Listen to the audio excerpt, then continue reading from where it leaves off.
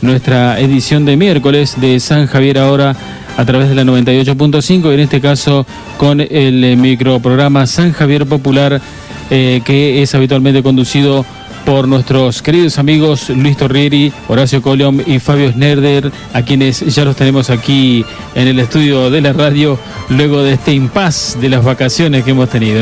A todos ustedes les damos las muy buenas tardes, buen regreso queridos amigos, ¿cómo les va? Buenas tardes Ignacio, a vos y a toda tu audiencia. Me cambiaste el apellido todo.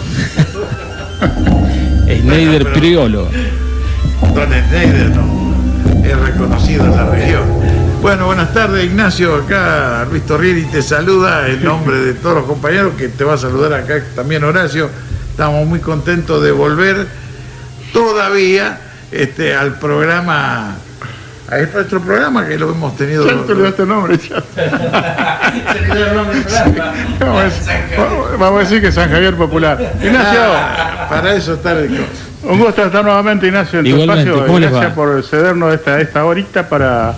Bueno, manifestar nuestras ideas, nuestras propuestas y bueno, y también quiero hacer llegar el saludo a todas las mujeres trabajadoras, que sin ellas no habría vida en este mundo, no habría hogares felices, no habría niños educados, no habría un montón de cosas que complementan la vida del hombre en este bendito suelo y en este bendito país.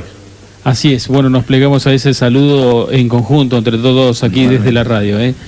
Bueno, los escuchamos entonces. Bien, adelante. Bueno, hoy tenemos, en el retorno seguimos en el año 21, que vendría a ser continuidad del año 20, del 2020, con la pandemia que sigue siendo que algunos la niegan. Hoy escuché un tipo que negaba, que decía que no existía, pero con 53.000 muertos, la verdad sí, no, aparte, había uno que declaraba que era una pandemia psicosomática, no sé dónde sacó eso. Ah, eso lo escuché. Eso sí, yo sí. No entiendo, sé que psicosomático es algo personal, algo que uno lo produce.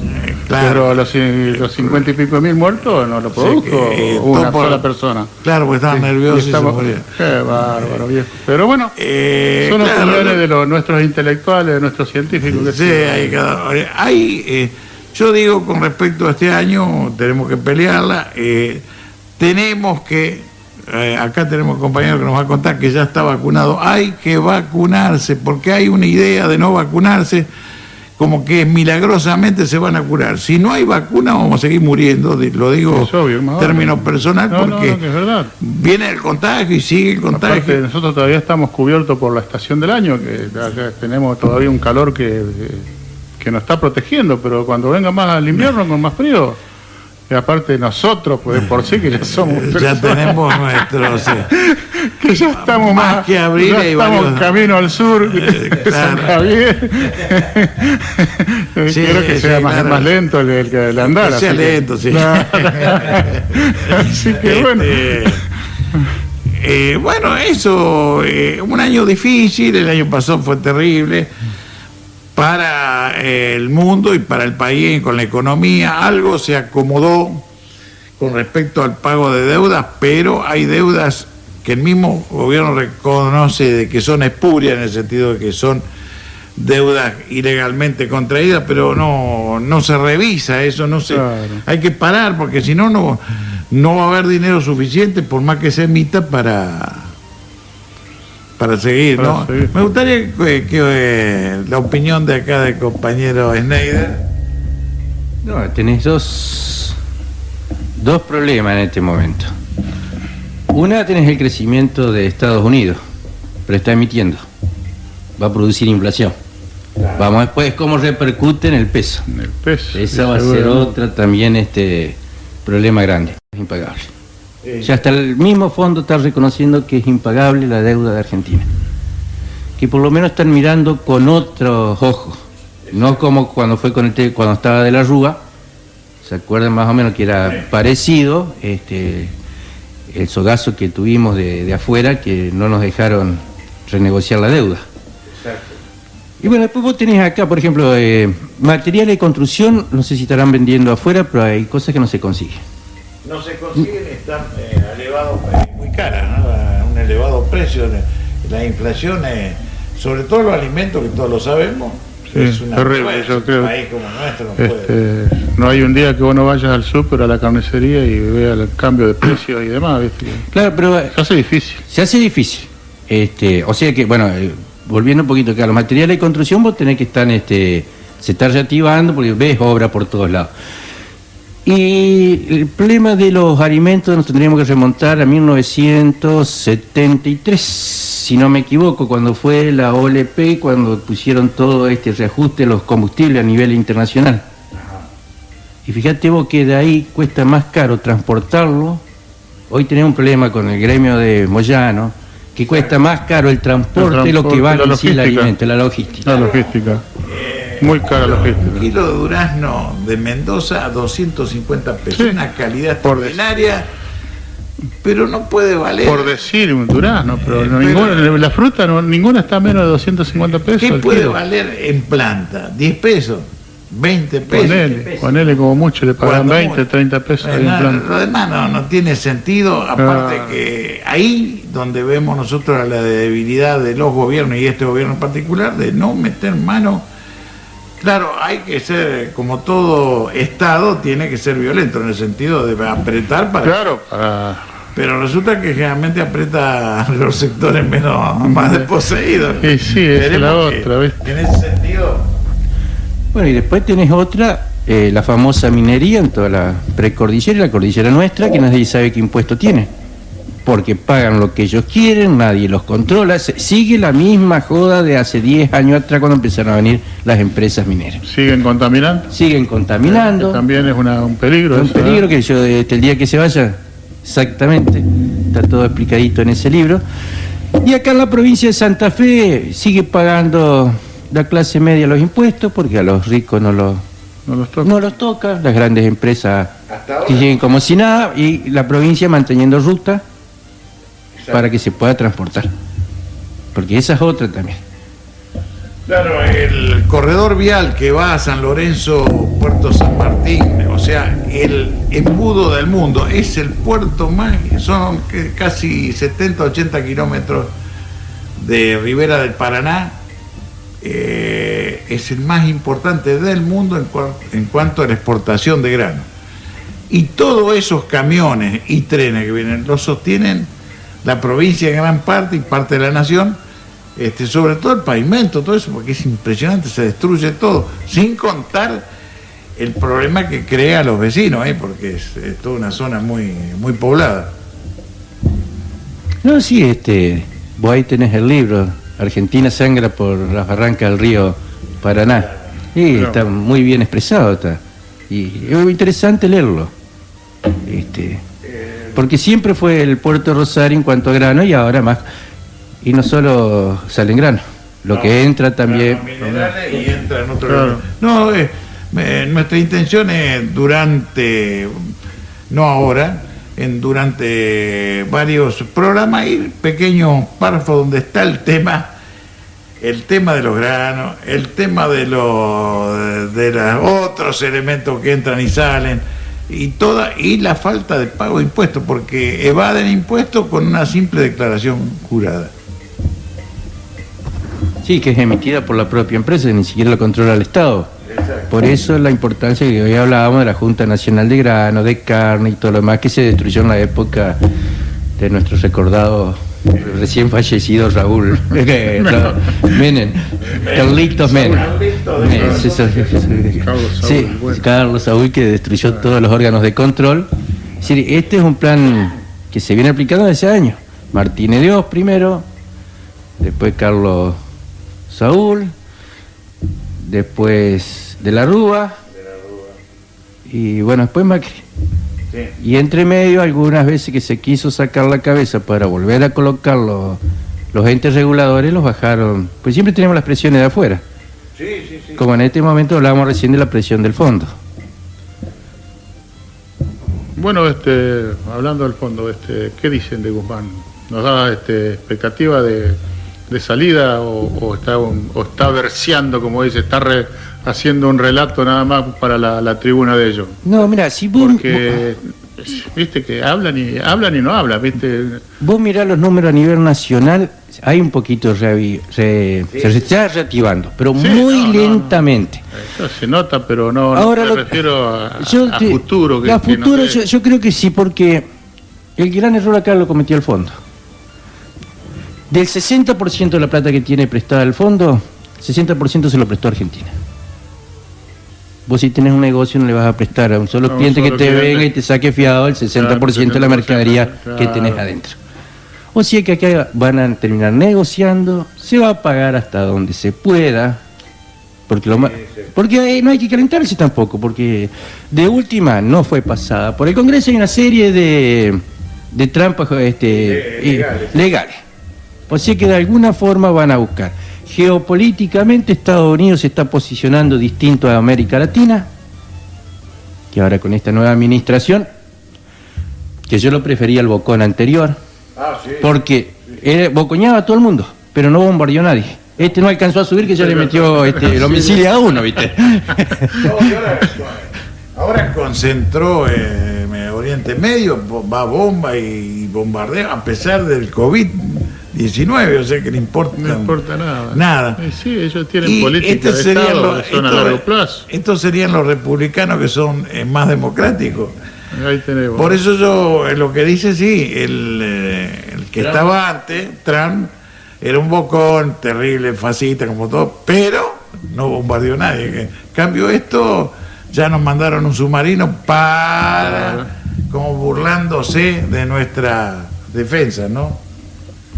Sí, aparte tenés el tema del submarino la base en Malvinas, ahora vino Greenpeace por toda la pesca indiscriminada entre la flota coreana, china y española, que están saqueando el sur. Los gallegos acá. Sí, los gallegos tuvieron siempre, pero algún impuestito pagaba. Ahora se pusieron igual que los otros, fuera de las 200 millas, para no pagar eso tampoco. Claro. Entonces se llevan... Y bueno, y nuestra flota cada vez más chica. Y nuestra flota cada vez más chica, no les interesa absolutamente nada.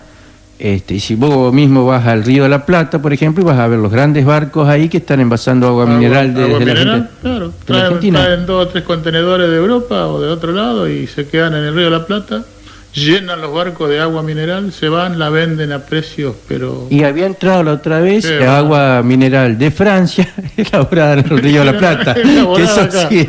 Claro, no, terciarizaron, pero no le cobraron impuestos, se lo hicieron, entonces era más barata llevarla. Nos venden nuestra propia agua.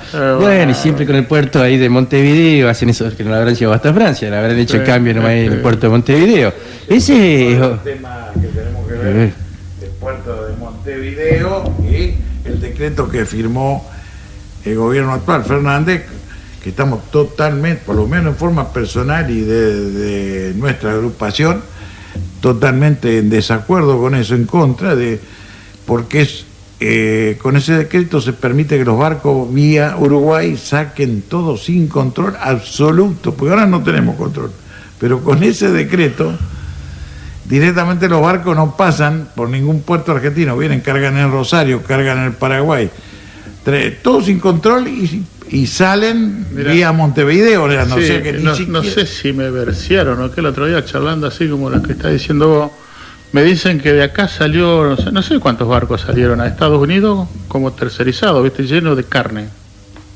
Es probable. Sí, llenos de carne, la mejor carne de exportación. Acá se exporta lo mejor, y nosotros comemos lo que sobra. Dice que, bueno, esos barcos llegaron a Estados Unidos, lo vaciaron y lo cargaron con carne de búfalo.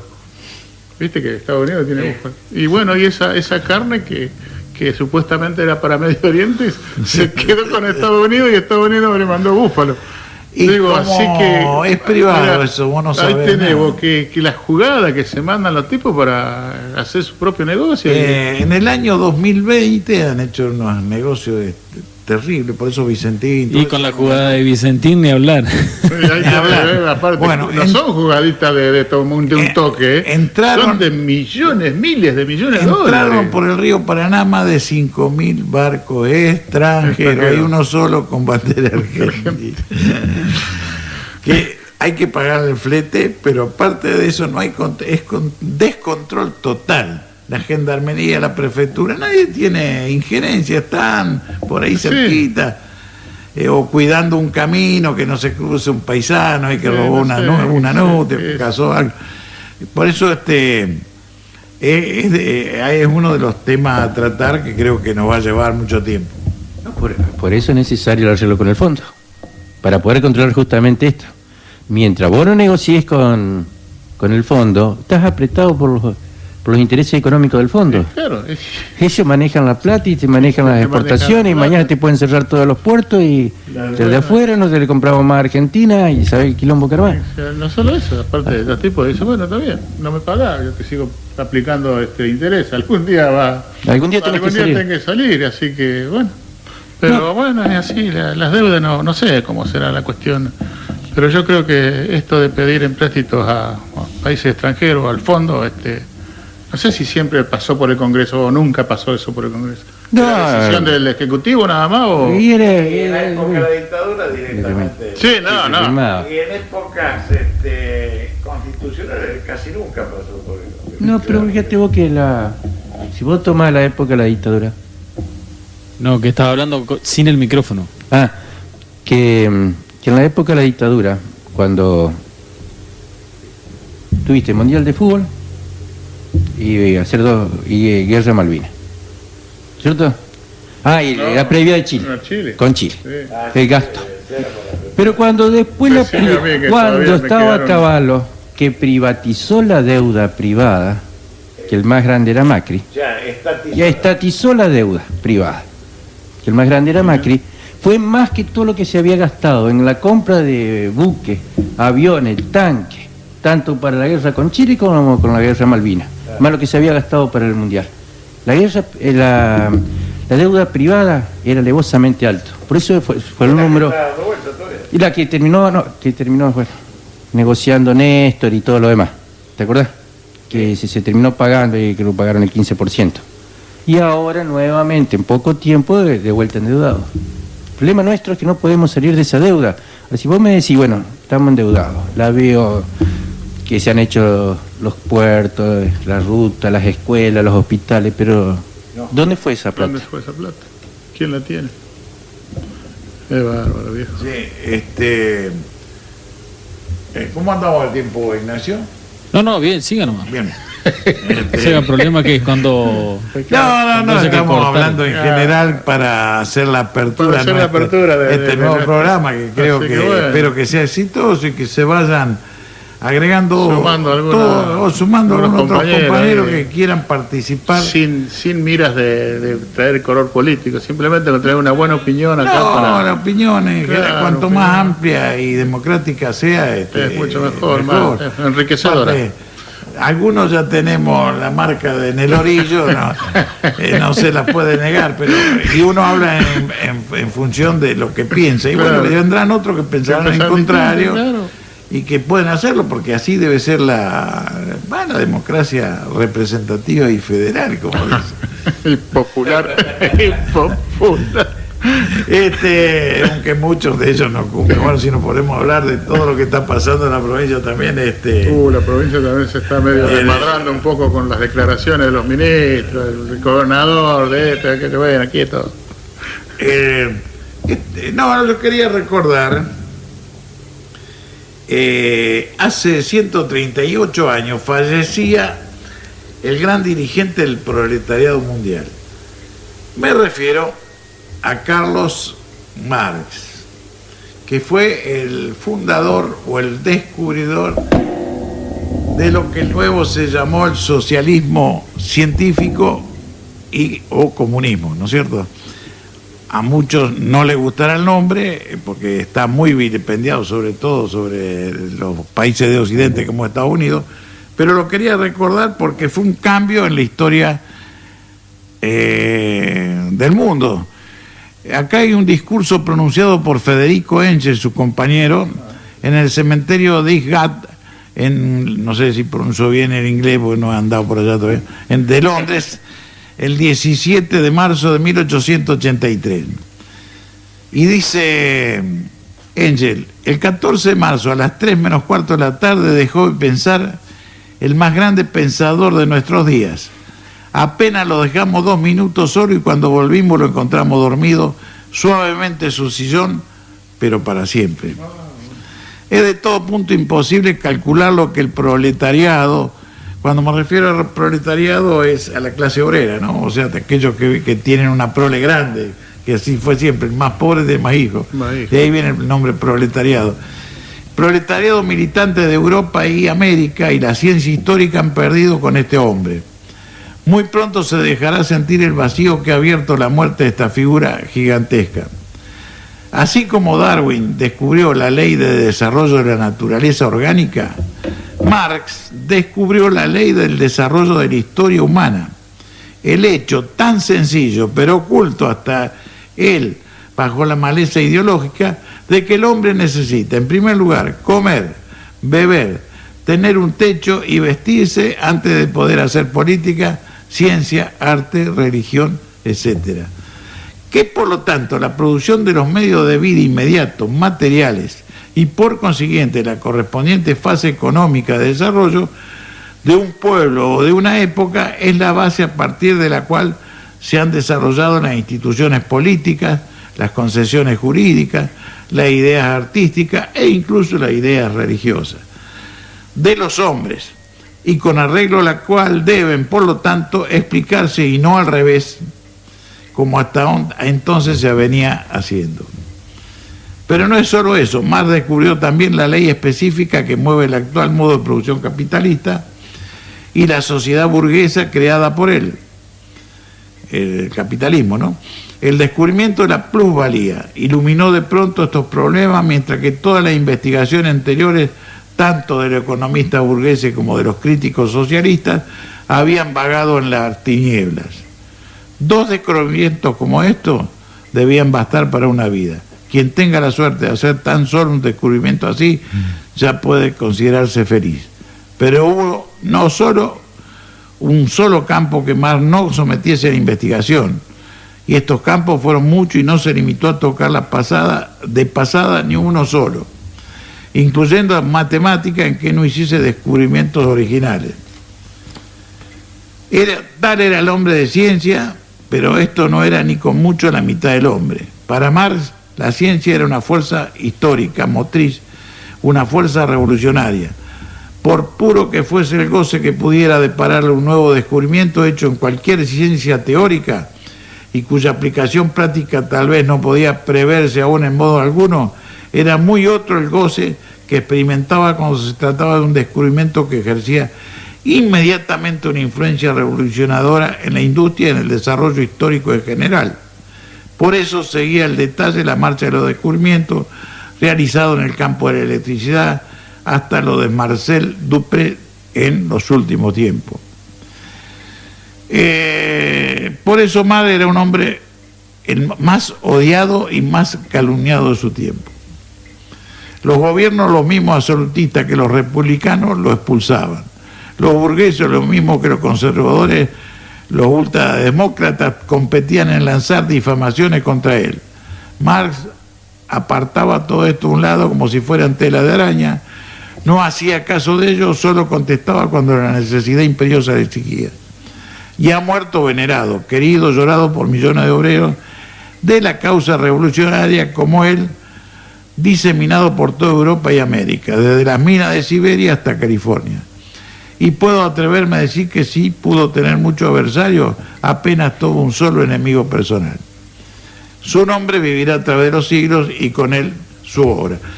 Es más largo, pero para resumir un poco y no pase, murió creo que el 14 de marzo, o sea, en estos días. Todos aquellos que abrazamos de alguna manera también hemos sido perseguidos, sin victimizarnos, pero odiados, repudiados, mal queridos. Así pasa generalmente cuando hay alguien intenta hacer un cambio profundo en la sociedad. Y bueno, pero eso, como dijo acá, él lo abría como si fueran telarañas y seguía adelante.